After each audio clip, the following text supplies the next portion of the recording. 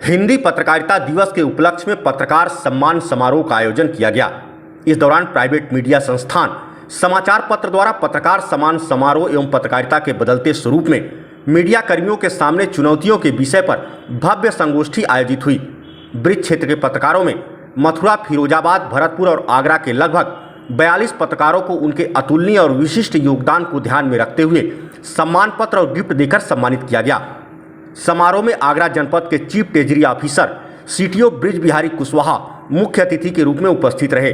इसके अलावा holy light school के डायरेक्टर रवि नारंग विशिष्ट अतिथि एवं एटा मेडिकल कॉलेज के cardio diabetologist doctor Rameshwar Dayal, doctor PK Singh, doctor Avinash Singh, Sainik residential school के डायरेक्टर चौधरी वीके सिंह और जाने माने सामाजिक कार्यकर्ता नरेश पारस बतौर अतिथि उपस्थित रहे। गया है यहाँ पर, और क्योंकि कल पत्रकारों का ही दिन है, वैसे नॉर्मली आप लोग सबको सम्मान दिलवाने में उनकी फ़ोटो खींचते हैं, और आज हमारी इच्छा थी कि भाई आज हम लोग आपकी फ़ोटो खींचें आपको सम्मान देते हुए, क्योंकि आप लोग बहुत अच्छा काम कर रहे हैं समाज के लिए। जो भी सही गलत है वो निष्पक्ष पहुंचा रहे हैं जनता तक। सरकार की अच्छी नीतियों को आप पब्लिक को दे रहे हैं, इसलिए आपका सम्मान होना तो बहुत ज़रूरी है। मेरी तरफ से आप सभी को पत्रकारिता दिवस की बहुत बहुत शुभकामनाएं। प्राइवेट न्यूज नेटवर्क के संस्थापक विवेन सिंह कुशवाहा ने मुख्य अतिथि समेत सभी मंचासीन अतिथियों का गुलदस्ता व शील्ड भेंटकर स्वागत किया। तो वहीं प्राइवेट मैगजीन के संपादक डॉक्टर कृष्ण कुमार सिंह ने कार्यक्रम को संबोधित करते हुए कहा कि हिंदी पत्रकारिता दिवस 30 मई 1826 को प्रकाशित भारत के प्रथम हिंदी समाचार पत्र उदंत मार्तंड नामक साप्ताहिक अखबार की शुरुआत के तौर पर मनाया जाता है। तो वहीं इसी मई माह की 6 तारीख को उत्तर भारत में बहुजन पत्रकारिता के जनक, यशस्वी पत्रकार, संपादक, कुशल संचारक और महान समाज सुधारक स्वामी अच्युतानंद जी हरिहर की जयंती भी मनाई जाती है। इस बार स्वामी जी की 144वीं जयंती मनाई गई। इस मौके पर डॉक्टर कृष्ण कुमार सिंह ने पत्रकारों पर सच लिखने को लेकर हो रहे हमलों पर नाराजगी जाहिर करते हुए पत्रकार सुरक्षा कानून की मांग की और सभी पत्रकारों से मूल्यपरक और सैद्धांतिक पत्रकारिता करते हुए एकजुट रहने की अपील की। वहीं मुख्य अतिथि आगरा जनपद के मुख्य कोषाधिकारी ब्रिज बिहारी कुशवाहा ने समारोह को संबोधित करते हुए कहा कि एक पत्रकार आम जनमानस की आवाज़ शासन प्रशासन तक पहुंचाने में मुख्य भूमिका निभाता है, इसलिए इन्हें लोकतंत्र का चौथा स्तंभ कहा जाता है। युवा पत्रकारों को संपादकीय कॉलम पढ़ने की सलाह देते हुए उन्होंने अपने अनुभव शेयर किए कि कैसे उन्हें सिविल सेवा की परीक्षा की तैयारी के दौरान समाचार पत्रों के संपादकीय कॉलम पढ़ते हुए उन पर डिस्कशन कर बहुत कुछ सीखा है। आज के युवा पत्रकारों को भी इस बात पर विशेष ध्यान देते हुए सीखने की जरूरत है।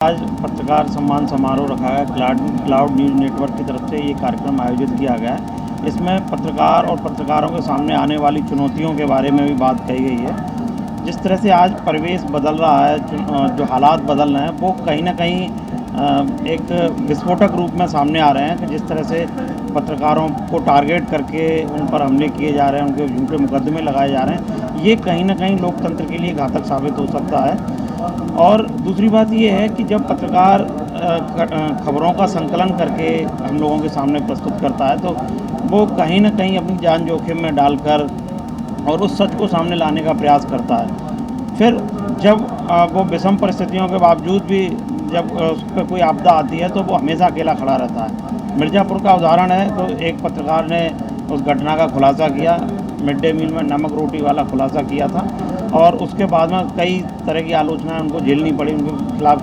कार्रवाइयाँ भी हुई।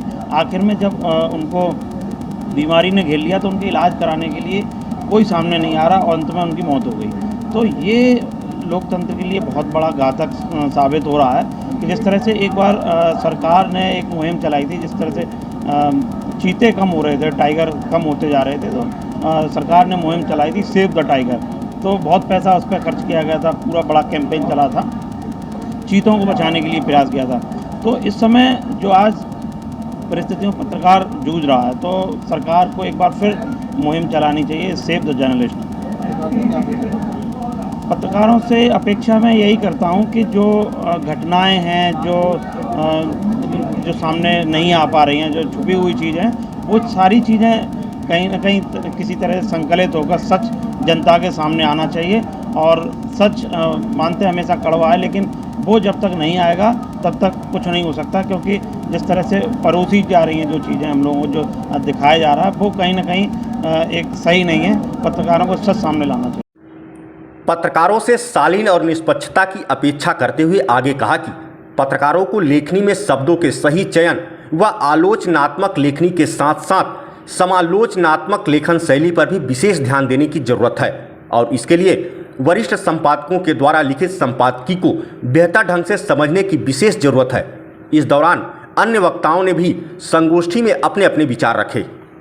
आज जो पत्रकारों को सम्मान रखा गया है और ये बहुत अच्छा है। मैं तो इसमें ये कहना चाहूँगा, अभी हाल ही में बताया कि पत्रकारों का जो है सबसे पहले उनके खिलाफ FIR होती है, कोई शिकायत करते बिना कार्रवाई तुरंत कार्रवाई हो जाती है। साथ ही मैं ये कहना चाहता हूँ कि हम पत्रकारों की एक आइडियोलॉजी होनी चाहिए, एक ट्रांसपेरेंसी, क्लैरिटी और एक ऑनेस्टी होनी चाहिए और इसीलिए यूनिटी बनाओ। अगर कोई आपके साथ इस तरह से कर रहा है, जहाँ आपकी मॉरलिटी अगर ख़त्म हो जाएगी, क्योंकि पत्रकार का मेरा जो तात्पर्य है ये है, आप हर व्यक्ति को, हर उस कमज़ोर व्यक्ति को भी आप अधिकार और न्याय दिलवाने का काम माध्यम कर बनता है। आप पे कोई अत्याचार नहीं कर सकता अगर आप सही है और एकजुट है। तो मैं सभी से ये कहूँगा, आज सम्मान का माहौल है और आप एक आइडियोलॉजी पे काम करें ईमानदारी से, तो मैं समझता हूँ पत्रकार का कोई बाल बांका नहीं करना। तो होना चाहिए सम्मान, तो ज़रूरी है। सब यंग ब्लड है यहाँ पे, सब नए लोग हैं और सम्मान से ही हमें प्रेरणा मिलती है कि हम आगे बढ़ें।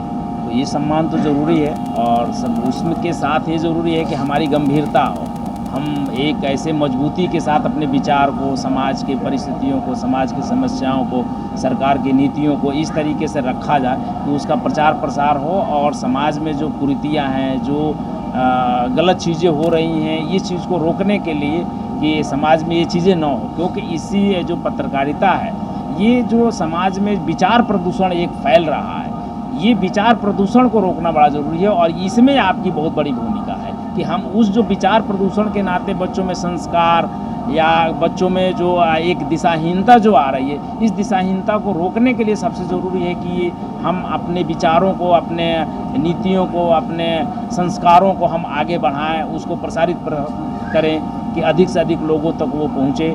समाज की नीतियाँ, सरकार की नीतियाँ ये समाज तक पहुँचे, समाज उसका लाभ उठाए।